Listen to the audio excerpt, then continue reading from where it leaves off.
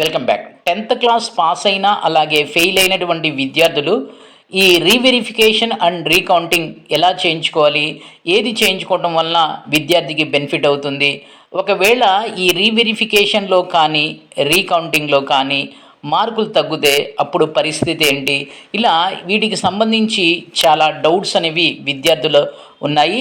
ఆ డౌట్స్ అన్నిటికి సంబంధించి అంటే అసలు రీవెరిఫికేషన్ అండ్ రీకౌంటింగ్ అంటే ఏంటి, ఈ రెండిట్లో ఏది చేయించుకోవడం వల్ల మార్కులు పెరిగే అవకాశం ఉంది, ఒకవేళ రీకౌంటింగ్ రీవెరిఫికేషన్లో మార్కులు తగ్గితే అప్పుడు పరిస్థితి ఏంటి అనే దాని మీద, అంటే ఈ రీకౌంటింగ్ అండ్ రీవెరిఫికేషన్కి సంబంధించి ఫుల్ డీటెయిల్స్ ఈ వీడియోలో మీకు అందిస్తా. అంతకన్నా ముందు మీరు కనుక మొదటిసారి నా ఈ ఛానల్ చూస్తున్నట్లయితే సబ్స్క్రైబ్ చేసుకొని ప్రక్కనే ఉన్న బెల్ ఐకాన్ని ప్రెస్ చేస్తాం, మర్చిపోవద్దు. ఇక రీసెంట్గా పాస్ అయిన అండ్ ఫెయిల్ అయినటువంటి 10th క్లాస్ విద్యార్థులకు రీవెరిఫికేషన్ రీకౌంటింగ్ అనేది చేయించుకోవాలనుకుంటున్నారు. అయితే దీనికి సంబంధించి పూర్తి ఇన్ఫర్మేషన్ అనేది విద్యార్థుల దగ్గర లేదు. ఫస్ట్ ఒక క్వశ్చన్ నేను రైజ్ చేస్తా, ఆ క్వశ్చన్కి ఆన్సర్ చెప్తా.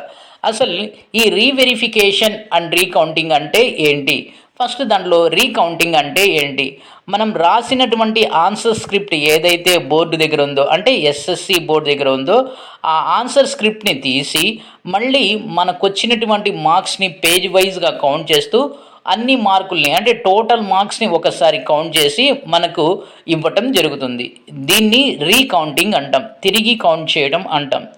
రెండోది రీవెరిఫికేషన్ అంటే ఏంటి, రీవెరిఫికేషన్ అంటే మన ఆన్సర్ స్క్రిప్ట్ని కొత్త ఆన్సర్ స్క్రిప్ట్ ఏ విధంగా అయితే కరెక్ట్ చేస్తారో అదే విధంగా ప్రతి క్వశ్చన్ ఆన్సర్ని కరెక్ట్ చేసుకుంటూ పోయి కొత్తగా వచ్చినటువంటి మార్కుల్ని కౌంట్ చేస్తారు. ఈ విధంగా కొత్తగా వచ్చినటువంటి మార్కుల్ని ఇచ్చి మనకి మెయిల్ చేయడం లేక వాట్సాప్ చేయడం జరుగుతుంది. ఈ రెండిట్లో కూడా రీకౌంటింగ్ అంటే కేవలం కౌంట్ చేస్తారు, మన ఆల్రెడీ మార్క్స్ని కౌంట్ చేస్తారు. రీవెరిఫికేషన్ అంటే కొత్త పేపర్ ఏ విధంగా కరెక్షన్ చేస్తారో ఆ విధంగా పూర్తి పేపర్ని కరెక్షన్ చేస్తారు. కరెక్షన్ చేసి ఆ వచ్చిన మార్క్స్ని ఆ స్క్రిప్ట్తో సహా మనకి వాట్సప్ చేయడం జరుగుతుంది. ఇది రీకౌంటింగ్ అండ్ రీవెరిఫికేషన్. ఇకపోతే విద్యార్థి ఏది చేయించుకోవడం బెటర్, రీకౌంటింగ్ మంచిదా, రీవెరిఫికేషన్ మంచిదా? దానికన్నా ముందు రీకౌంటింగ్ అయితే 500 రూపాయలు ప్రతి పేపర్కి, రీవెరిఫికేషన్ అయితే 1000 రూపీస్ ఈచ్ పేపర్కి. అయితే ఈ రెండిట్లో రీకౌంటింగ్ కన్నా రీవెరిఫికేషన్ చేయించుకోవడం బెటర్. ఎందుకంటే రీకౌంటింగ్లో కేవలం ఆల్రెడీ మీకు వచ్చినటువంటి మార్కుల్ని మాత్రమే కౌంట్ చేస్తారు. ఆ ఆన్సర్ స్క్రిప్ట్ మళ్ళీ రీవెరిఫికేషన్ కానీ రీచెక్ కానీ చేయరు. కానీ రీవెరిఫికేషన్లో ఒక కొత్త ఆన్సర్ స్క్రిప్ట్ ఏ విధంగా కరెక్షన్ చేస్తారో ఆ విధంగా పాయింట్ టు పాయింట్ లేక లైన్ టు లైన్ మొత్తం పేపర్ అనేది కరెక్షన్ చేస్తారు.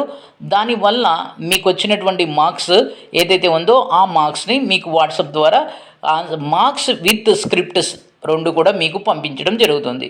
సో రీకౌంటింగ్ చేయించుకోవడం వల్ల పెద్దగా ప్రయోజనం అనేది ఉండదు. సో ఎందుకంటే రీకౌంటింగ్ చేసినప్పుడు కేవలం మీ మార్క్స్నే కౌంట్ చేస్తారు. సో ఒకవేళ మీ పాత స్క్రిప్ట్లో అంటే మీ ఆన్సర్ స్క్రిప్ట్లో టీచరు అది వరకు కరెక్షన్ చేసినప్పుడు కరెక్ట్గా కరెక్షన్ చేయకపోతే దాన్ని రీచెక్ చేయరు, కేవలం మార్క్స్ని మాత్రమే తీసుకుంటారు. అలా కాకుండా రీవెరిఫికేషన్కి వెళ్తే సో మీ పాత మార్క్స్తో సంబంధం లేకుండా మొత్తం పేపర్ని కరెక్షన్ చేస్తారు.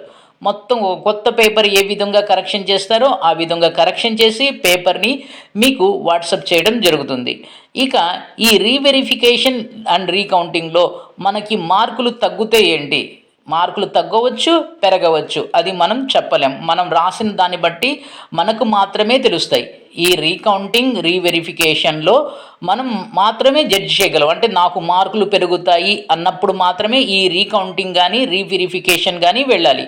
సో ఆ కాన్ఫిడెన్స్ ఉన్నప్పుడు మార్కులు పెరుగుతాయి.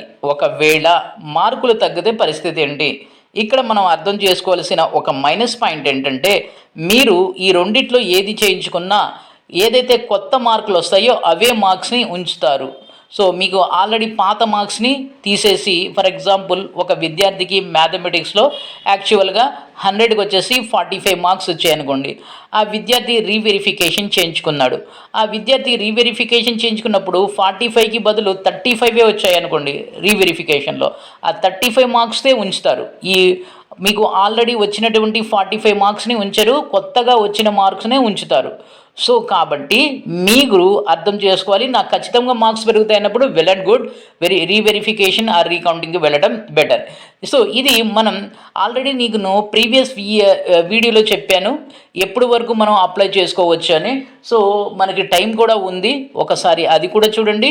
As early as possible apply చేసుకోండి. రెండోది ఏంటంటే ఎలా అప్లై చేసుకోవాలంటే మీరు మీ యొక్క కన్సర్న్ స్కూల్ 10th క్లాస్ ఎక్కడైతే చదివారో ఆ స్కూల్కి వెళ్ళి మీరు మీ యొక్క హాల్ టికెట్ నెంబర్ అలాగే మీ యొక్క ఆధార్ నెంబర్తో మీరు వెళ్ళినట్లయితే విత్ రీకౌంటింగ్ అయితే 500, రీవెరిఫికేషన్కి అయితే 1000 రూపీస్ని కలెక్ట్ చేసుకొని స్కూలే డైరెక్ట్గా మీకు ఆ రీవెరిఫికేషన్ ప్రాసెస్ని చేసి ఆన్లైన్ ద్వారా అప్లికేషన్ని ఎస్ఎస్సి బోర్డుకి పంపించడం జరుగుతుంది. ఆ తర్వాత మీ కరెక్షన్ అయిపోయిన తర్వాత రిజల్ట్స్ని మీ యొక్క వాట్సాప్ నెంబర్కి మీ యొక్క కరెక్షన్ చేసినటువంటి పేపర్ ఇమేజెస్, ఫొటోసు లేక వీడియో ప్లస్ మీ యొక్క కొత్త మార్కుని ఇవ్వడం జరుగుతుంది. ఇది రీవెరిఫికేషన్ అండ్ రీకౌంటింగ్కి సంబంధించి పూర్తి వివరాలు. ఈ వీడియోని లైక్ చేయండి, షేర్ చేయండి, సబ్స్క్రైబ్ చేసుకొని ప్రక్కనే ఉన్న బెల్ ఐకాన్ని ప్రెస్ చేస్తాం మర్చిపోవద్దు. Thank you.